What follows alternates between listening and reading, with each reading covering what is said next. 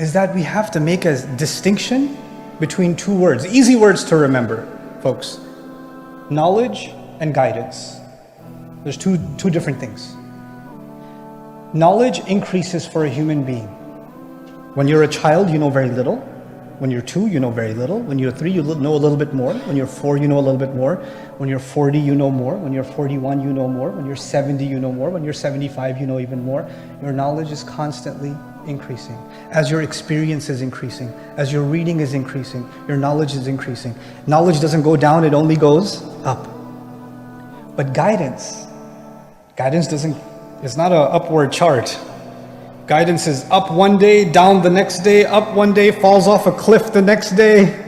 It's heading in a really bad direction one day. It's making some progress in Ramadan, then after Eid something happens, and the chart looks very unstable when it comes to guidance. The chart for knowledge looks pretty good. The chart for knowledge is very unstable. What happens with Muslims, myself, everybody can happen, is that we forget that the Quran, we don't come to the Quran first for knowledge. We come to the Quran first for guidance.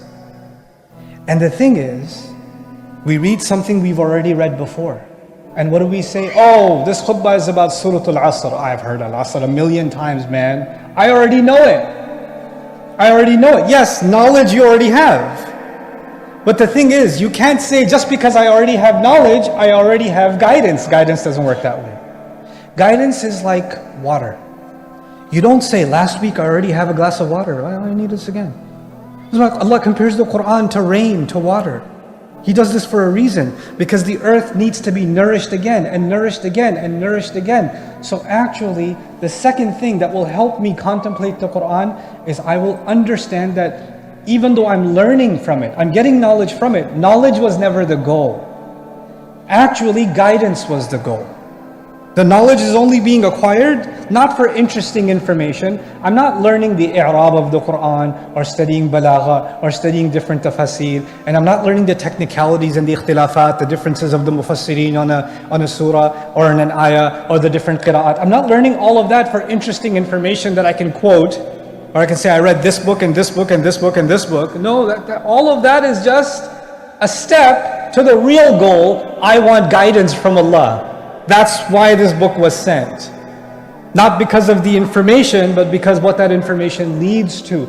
It leads to guidance. And my heart has to always be aware when I'm studying anything, what is the guidance here from Allah? What does Allah want from me here? What is the goal? Because everything Allah says has a purpose, has an objective. And that objective, number one, is my own guidance.